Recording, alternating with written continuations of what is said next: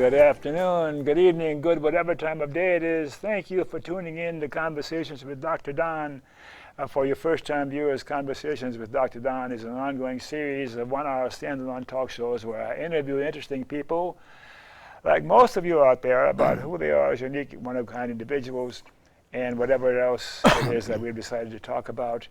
And my guest tonight is Dale Hoskins, who is over 80, and so am I. And you can see the title of the show was Alive and Still Thinking After 80. And we chose that title because a lot of you young folk out there think when you reach 80 that's all over.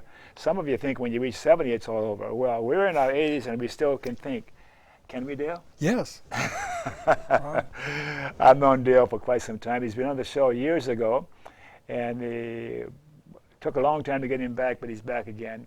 And you're an interesting human being, just in many, many ways.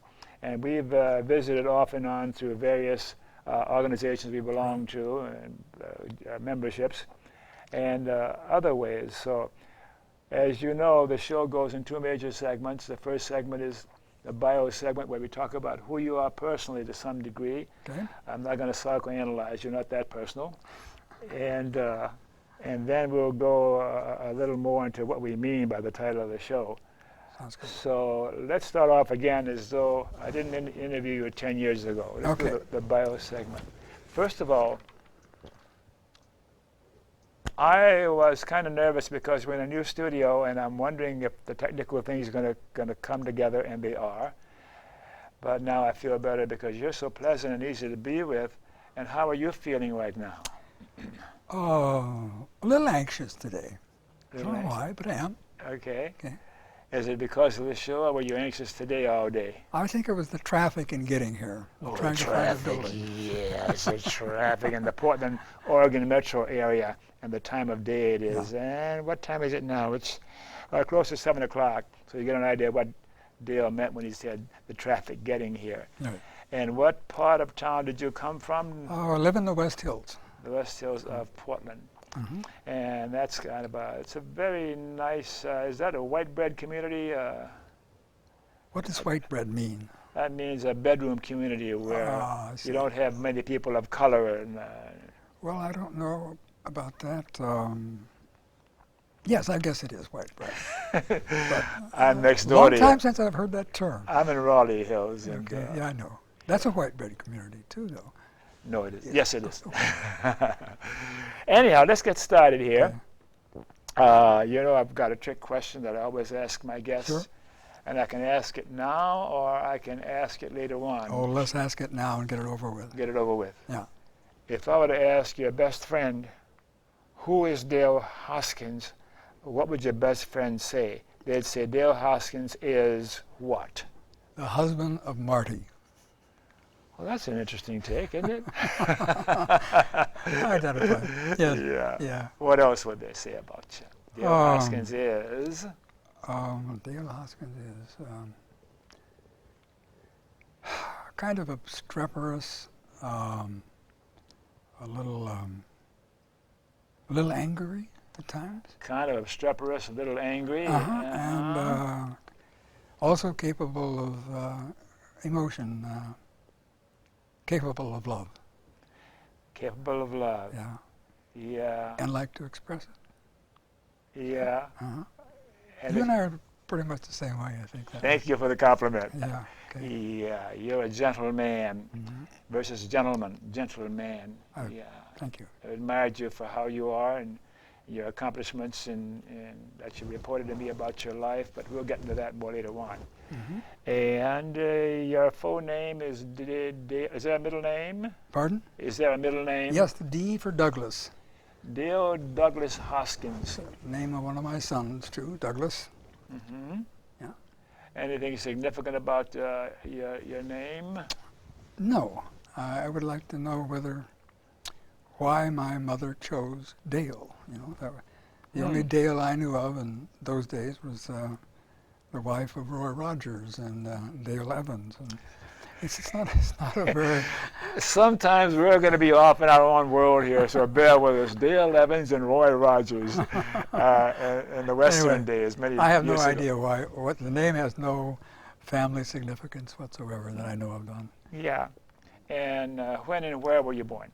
Born in Exeter, California in 1928 in the San Joaquin Valley, a small town called Exeter, like the English town on the southeast English coast. Uh-huh. Yeah. Mm-hmm. Yeah, and what month of the year were you born in? February. February, and I was in December of 1928. Oh, you're, So you're a little older than me. yes, I aren't you? am. Mm-hmm. That was hard to figure out. I can't count. Anything significant about your cultural heritage or anything like that? Because you've been into genealogy for some time now, haven't you? Yeah. So have you learned anything reporting about your cultural heritage?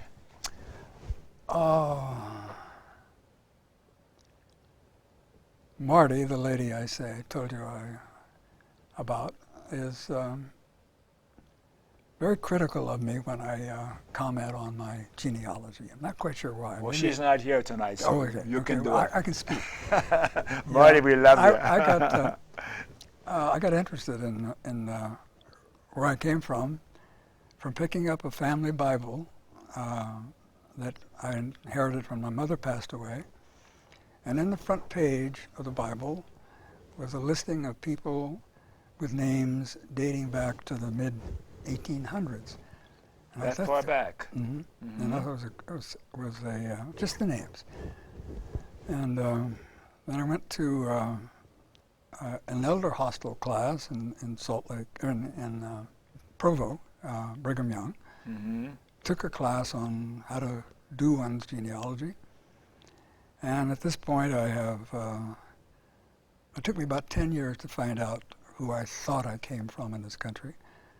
And then that was confirmed by a DNA analysis a couple of years ago. You went that far, DNA analysis. Oh, yes. Uh-huh. And you can do it relatively inexpensively for $100 or so now.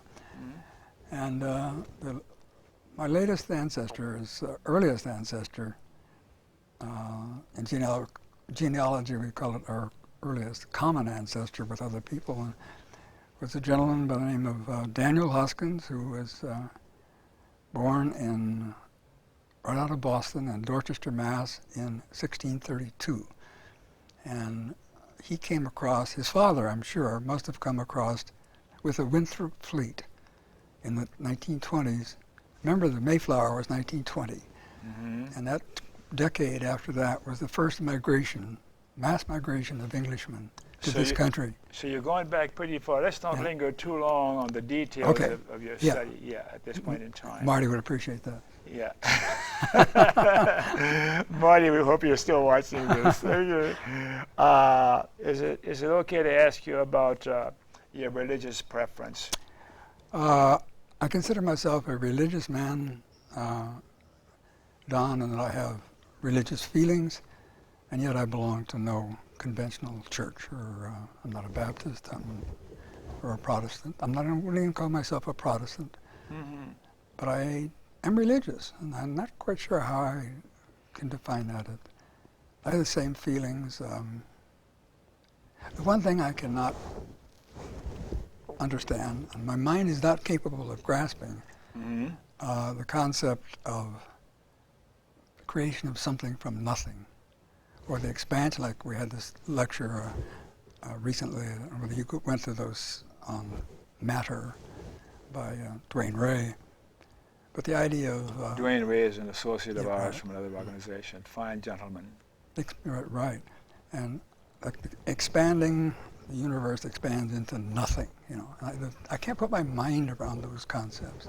So there's a creation somewhere. Right, but I can't define it. And I'm not sure I guess I'm an agnostic in the sense that I don't really think it's possible to know, as much as I'd like to know. And we all would at this stage of our lives, especially. I accept the idea that there's certain things at this point in time that are unknowable. That's so the agnostic says, I don't know, and neither do you. So that's your religious preference, and you, and your. I'll say one other thing is, Marty and I have this cabin on the other side of the mountain, and on a summer night, when it's clear, and the Milky Way is right overhead, I can go outside, and I get religious. I mean, I look at that sky, and I try to put myself in perspective, and if there's nothing, I don't know of any other way to define religion except that feeling. So yeah, it's a very emotional thing.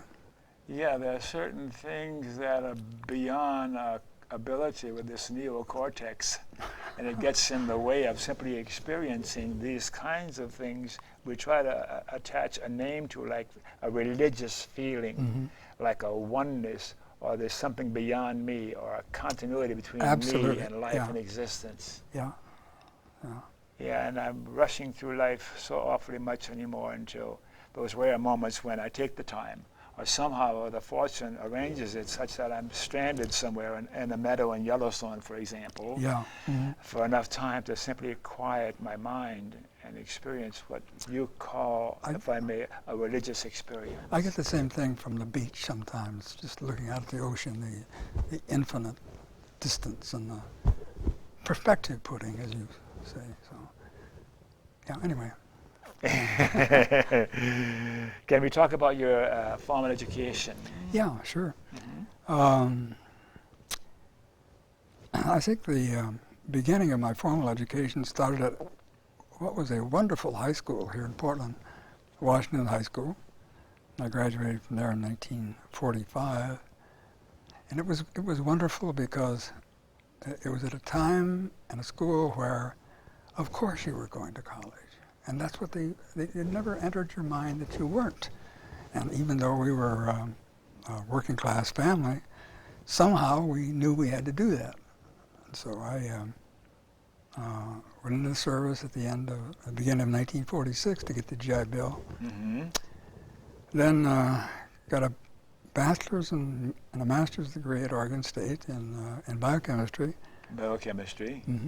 And then finished up my that degree in biochemistry at the University of Colorado Medical Center in 1960. Since I took a postdoctoral fellowship and ended up at the Primate Center, one of the first scientists hired there, and I was at the opening ceremony of that institution in 1961. The Oregon Primate Center? Right. And I was there for 32 years before I retired. 32 years. And it was a wonderful time. I mean, a time in terms of, it didn't seem so at the time, but now I look back and say, my God, you are a lucky man to spend your life spending your days the way you want to spend them. And when you get up and go to work, you're not required to conform to anybody else's wishes or desires, except satisfying your own curiosity. You were your own boss? Yeah, essentially. Yeah. Not my boss was really the funding agencies, but. And this facility is in Portland? Or it's in Beaverton here. In Beaverton, yes, I remember now, yes. Yeah, internationally famous, really now. It's a superb institution now. It's associated now with, more so than it was, with the Oregon Health Science University. Grown fantastically. And you were a researcher there? I was. Wow. My area of interest, I brought my biochemical training to the male reproductive tract. And, the male reproductive tract? And I finally ended up, my last probably 15 years, maybe closer to 20, wanted to know one simple thing, and that is, after mammalian sperm leave the testis and pass through an organ that most men don't know they have, but sits right along the testis, it's called the epididymis. Epididymis, Epididymis yes. means that's Greek from upon the testis. And the question I asked was how the sperm develop the capacity to move, to become motile so they can fertilize the egg. You And really got into it, huh? yeah, and it's been taken, after I retired in 1992, it's been taken further and by one of my colleagues who work with me, he's now at Kent State. And he's down to, isolating the genes for some of the proteins that are involved in this process. And we just had a wonderful time trying to solve that problem. And you solved it? I think no scientist could really ever say I did this and it's a fact. It'll have what we did and what we've done, has to be documented and reaffirmed. But personally I'm convinced that we made a good start. No. Yeah. And that was fun. I mean, the idea, if I could talk to kids, I mean, just think about in the future doing what you want to do, getting paid fairly well for it, and enjoying it. So if I can convince one kid out there tonight to do that, it's worth it. Yeah. And that's where you met Marty? I met Marty there, right? And I could use the rest of the hour talking about that, but I won't. Yeah. And it's been a good life with her. Yeah, it's been an excellent life. Yeah. Excellent. She is part of I've had this conversation with my primary care physician, Kaiser, and she is one of the responsible in many ways for my being who I am today. That I still am capable of sitting here and talking to you, Sure. Hopefully on an intelligent level, and it's those of us who have that, you and your Pat, and me and my Marty, we're lucky people. Yes, we are. So she plays a very, very important role in this. Okay. Yeah. Do you have children? I have 3. Mm-hmm. Douglas, the older boy, has a PhD in aeronautical and aerospace engineering. Worked for Boeing for, 25 years or so. His wife is doing something called mineral process engineering. I don't know what that is. She won't tell me either. God probably thinks I won't understand it. But then my middle son, Don, he lives in Washington. And then my youngest son is Mike, not Michael. Don't call me Michael. Call me Mike. Mm-hmm. He's 28 and lives in Portland, and delightful child. So I have 3 wonderful boys. Yeah. I'm lucky. Yeah. How about your political persuasion? Is that safe for you to talk about? Absolutely, and I would like to shout it from the roof if I could. Shout it from our studio. Yes. I am liberal, a liberal Democrat, and I want people to look in the dictionary for the word liberal and see and read what it says. And if you read those words, you would be proud to be one. And what Webster defines me. So my views are very liberal. I have a lot of interest in social issues. Equality, for example, the big one right now. So can you say in a few more words what a liberal is? When you say I'm a liberal, One who's concerned about social issues, who believes that one role of government is to take care of those, not take care of, I don't mean in the sense of a parent taking care of a child, but making sure that those who are unfortunate enough to be poor don't starve, and or get an equal share of the goodies that this country has to offer. The goodies that this country has to offer. Right. We got some, don't It's we? got to be, yeah. So, yeah, okay, that's... But let me challenge you. You Sure. said a liberal Democrat. Mm-hmm. What's that mean, Democrat nowadays? It's a capital D, you know. I'm an Obama man, and think he's doing a very good job, and hope to the devil that he gets elected next time around. So. We'll revisit that later on. I Yeah, got my quarrels about what Obama is up to, and he's done a lot, but I think he needs to do more. But he's imperfect. Probably there's only so much he can do, considering the climate that he's in. Right. Okay. Yeah. All right. So liberal I am. So am I. Okay, good for you.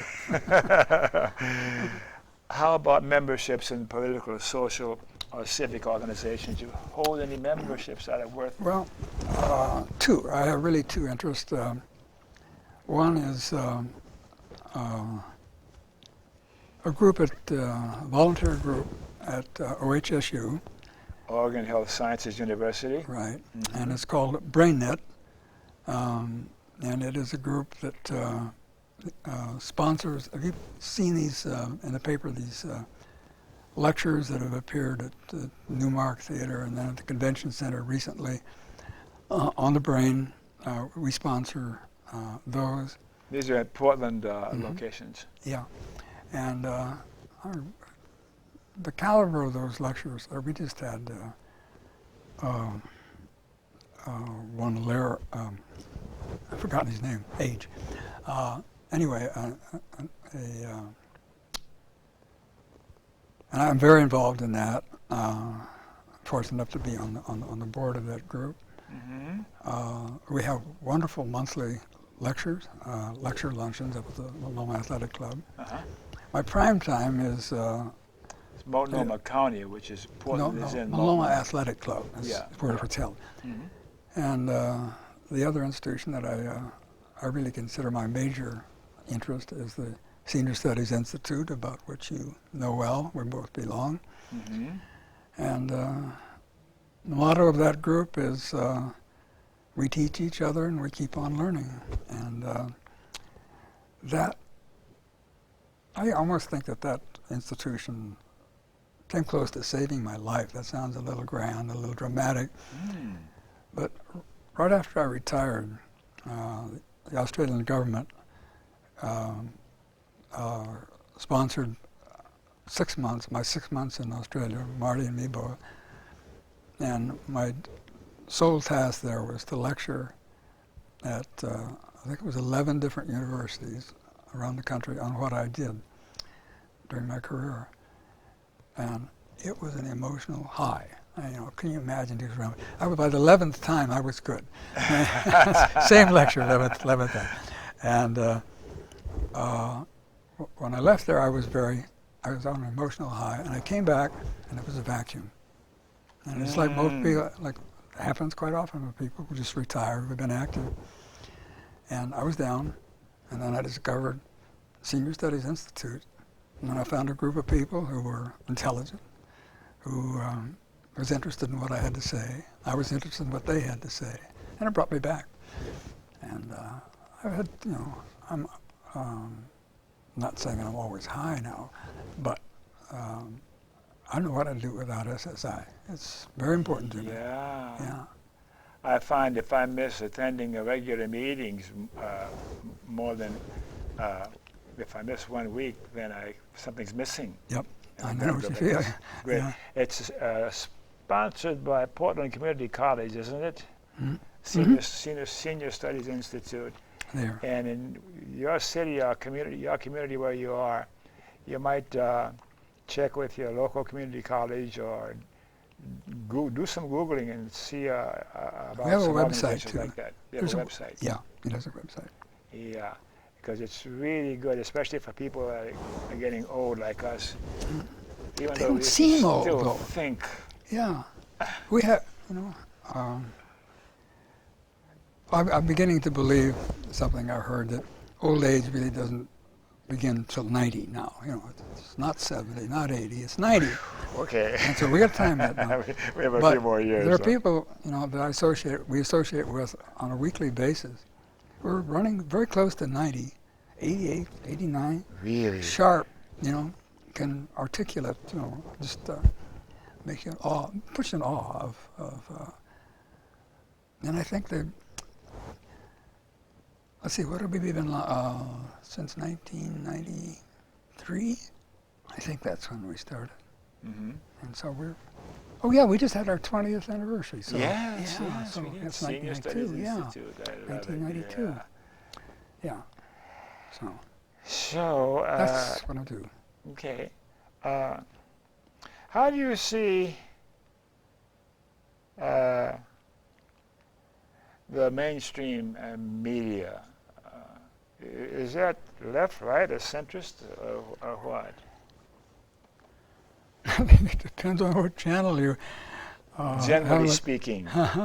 I really can't answer that question because I don't watch television. Uh-huh. Sorry about that to your sponsors, but. Do you read the newspapers? Oh, or yeah, Newsweek or absolutely. Times? I read The Economist every week from cover to cover. I read the newspaper every day from cover to cover.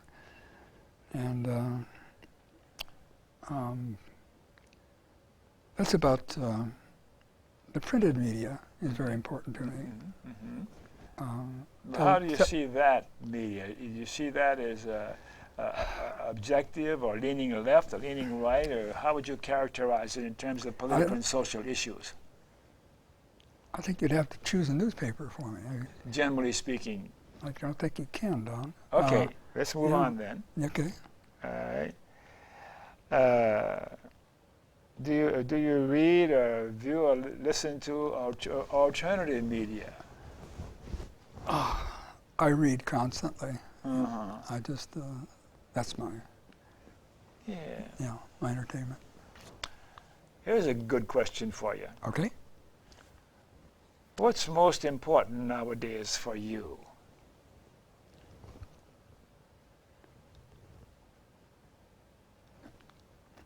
A number of things. I think one is tranquility. Yes.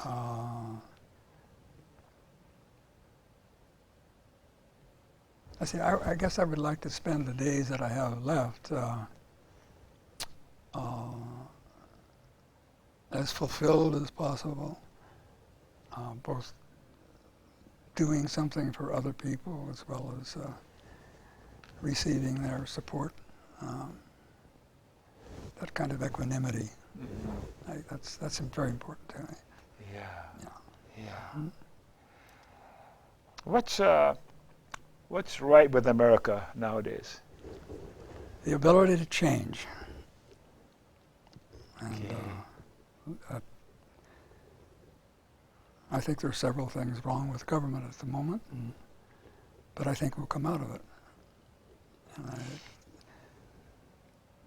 I think it's a part of the mentality of the American people that when an injustice lasts long enough, we'll stop it. Are we on politics now, or we stop that? Whatever. Okay. Yeah. Okay. So let us take a break for a couple of minutes, and then we'll come back and talk some more. Okay? Can we put up some panels as we take a break?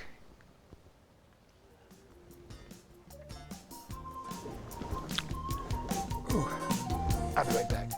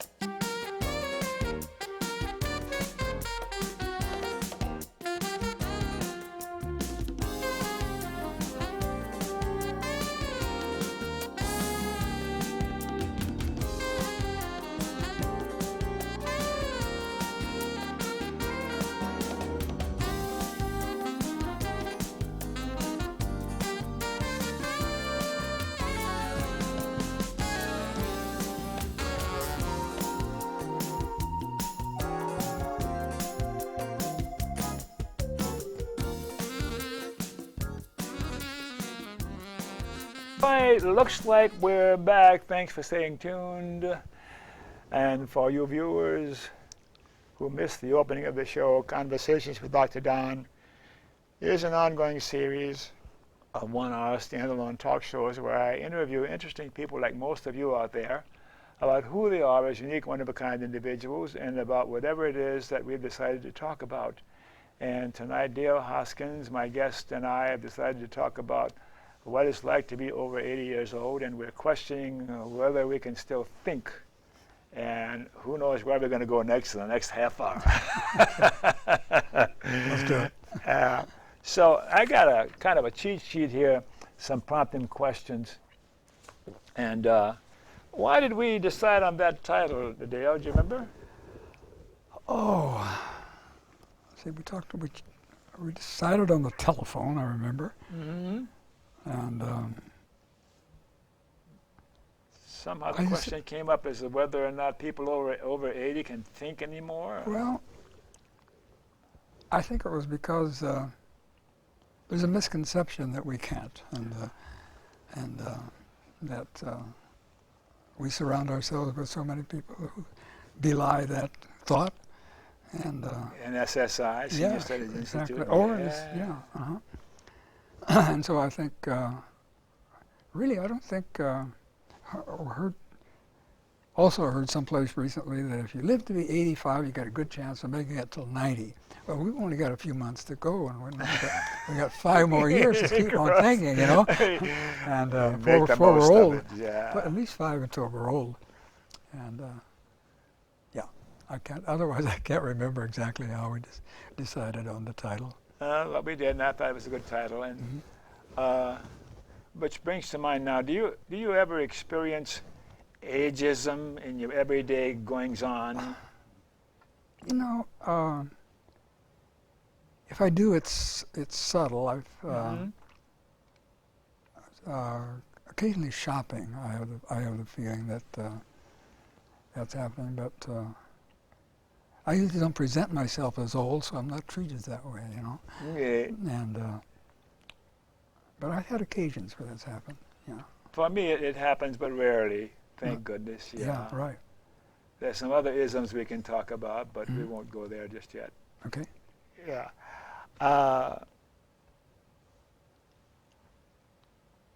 How's your health today? Very good, except for my arthritis, and I think that's inevitable. You have to. I have one finger, which I won't hold up for the audience, but which when I point it, you not know which direction it's I'm pointing at. Yeah, so yeah. So I had a pain specialist tell me that if anyone your age has arthritis, it's just a natural. It's going to occur as you get older.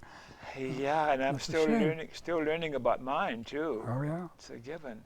Yeah, but that's all. I'm limited somewhat in the things that I used to enjoy, like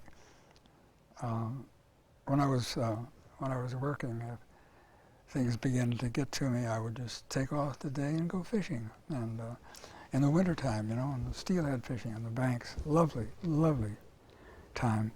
What a job you had, huh? Oh yeah. And anyway, I find it a little hard to pound up and down the banks now, but I can do it. Do you still fish? Oh yes, absolutely. I have a tremendous gentleman who's my guide up in the state of Washington. Usually very, very successful. So I have a lot of fish stories to tell, which I won't. What do you do for your arthritis? You're on a medication regularly or what? Oh yeah, and that it's a real problem. I mean, pain.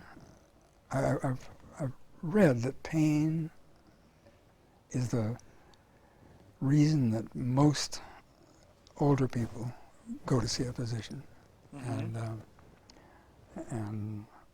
arthritis certainly has that component. Mine doesn't really hurt. It just, I don't know about yours. An aggravation. No, it's the the inability to do certain things. Mm-hmm. Yeah, just the physical. I don't have the fluidity that I used to have, or the nimbleness. Yeah. Yeah, right. How about your psychological health? Are you still on the main track, or are you veering off? Gosh, it depends on who you ask. I think it's about as let's see. I'm perfectly normal in having sine waves of emotions. I mean, Sure. I'm up, I'm down. You know, Yes. But those come and those go, and part of life. And I think my mental health is pretty good. Sure. Mm-hmm. Do you see yourself as still learning? Absolutely, Don. You couldn't have said it better. A better question. Yeah. Yeah, I mean it's even fiction. I learn a lot from a good fiction author, and in fact, I just rediscovered or discovered an author. His name is Ian Rankin. He's a Scotsman. He talks about Edinburgh, and he was one of the characters in the book was a banker, and he describes this banker's word in this book, described how they were motivated by one thing, and that was greed. And when we think about our society today, and the very wealthy, and I learned from that man just the way he was. He described what he felt a banker was, and I empathized with his point of view. See, so I learned from fiction as well as.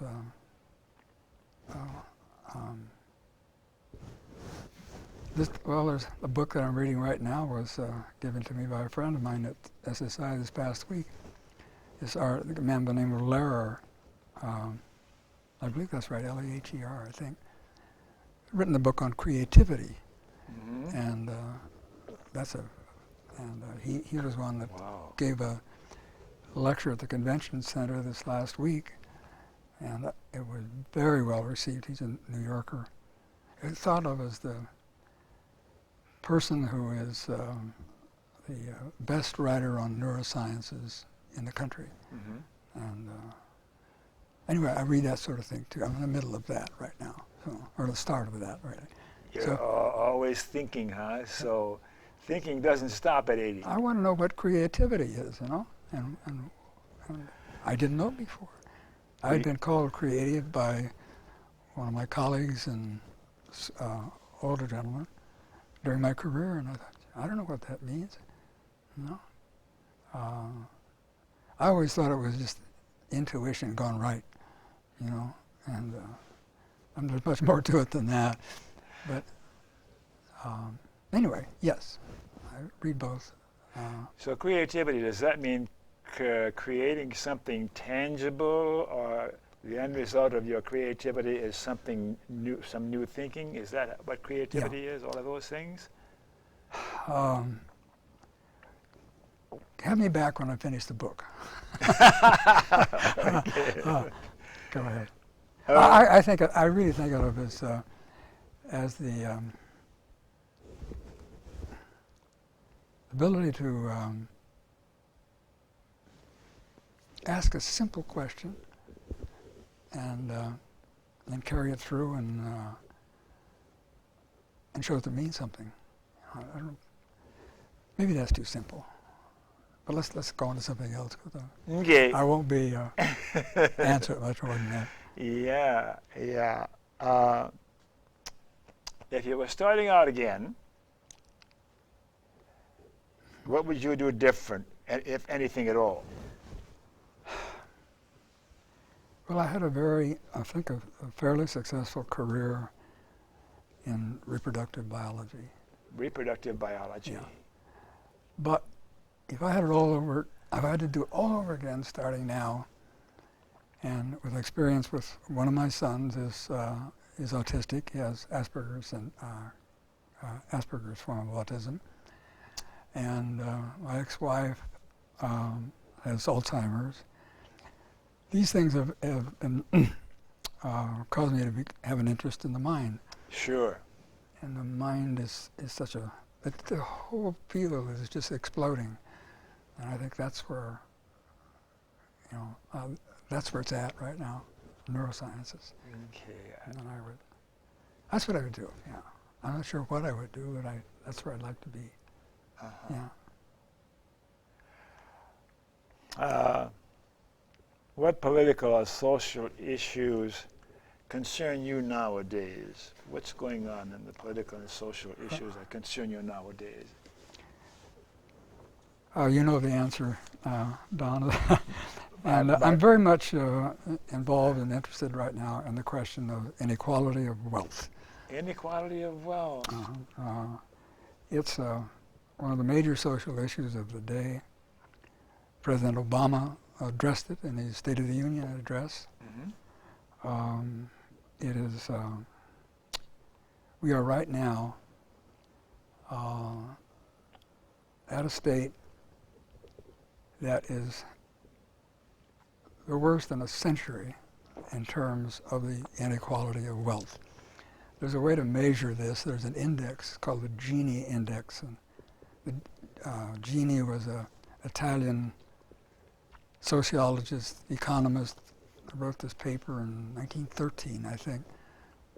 And it's a measure from 0 to 100 of equality or inequality, or however you look at it.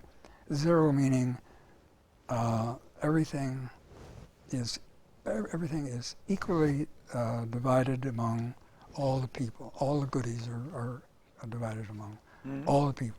And that's 0. And 100 would be where all the wealth is concentrated in the hands of one person.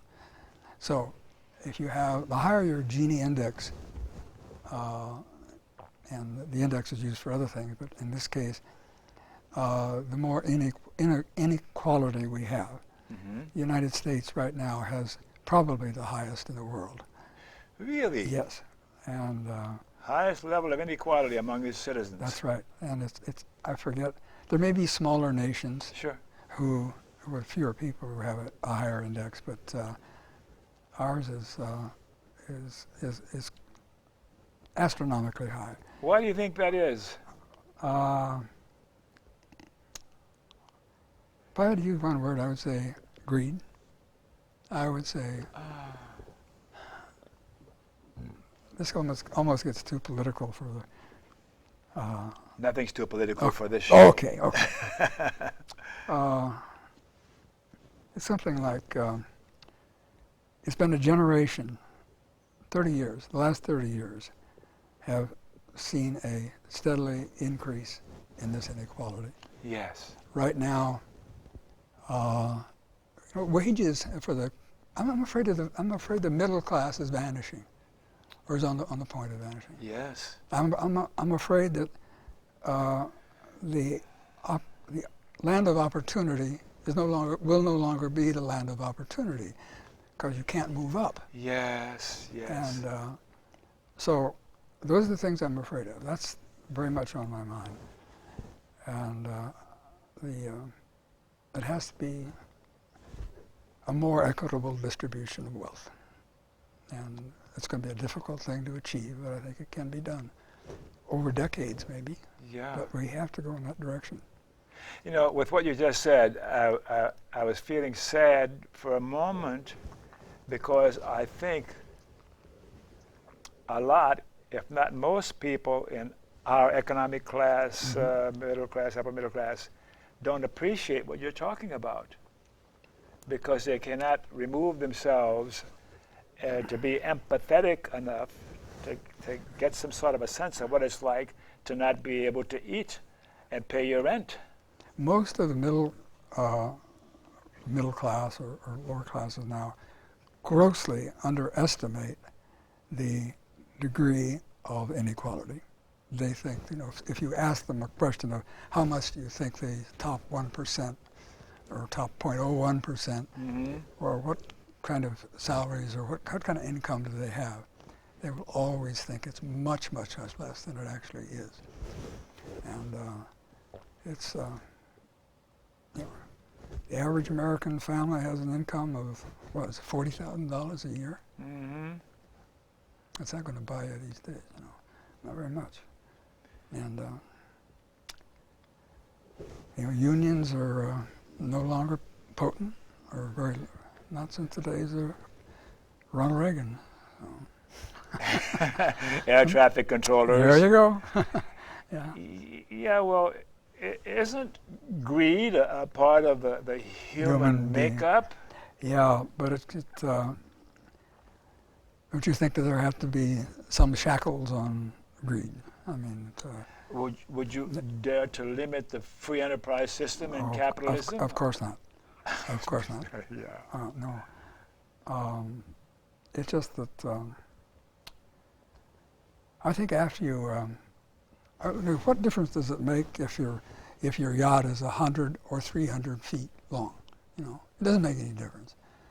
To you it doesn't. Yeah. To the guys who are comparing yachts, it makes a difference. That's right. That's called greed. And is that a genetic given in the human animal? I don't think so. In fact, I think the human animal has a tendency to be altruistic rather than. In fact, I think there are altruistic genes, or I think I've read something recently about altruism in species lower than man. So. Is it different from culture to culture? Yeah, certainly it is. The amount of greed. Yes, the Gini Index measures this. And if you look at Europe, some of those countries have the inequality that we have. And Scandinavian countries especially are quite low. And so we have to do something about inequality.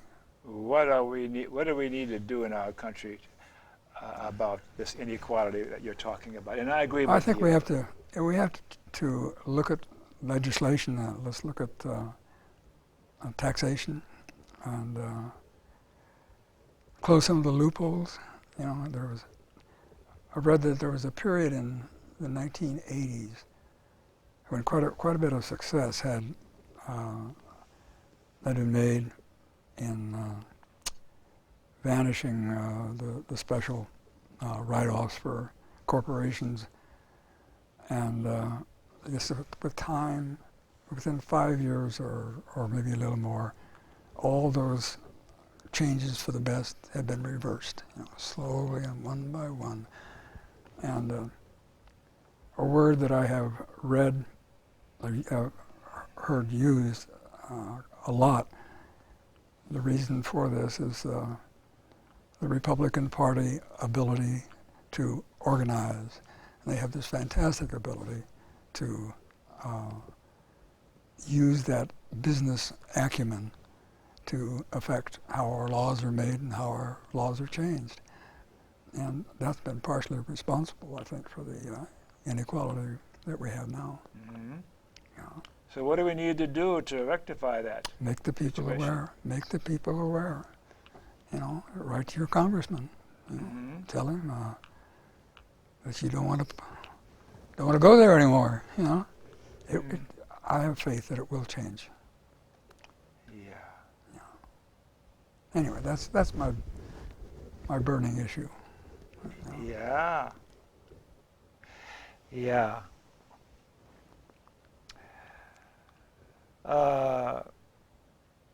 So you think Obama is doing a good job as president? Pretty hard to tell, this far into a first term. Mm-hmm. But even if he fails, say with his health care bill, to bring it up, to press it, to to make us aware of the issues that need to be addressed in healthcare and how it should be modified. That's progress, and I think he's a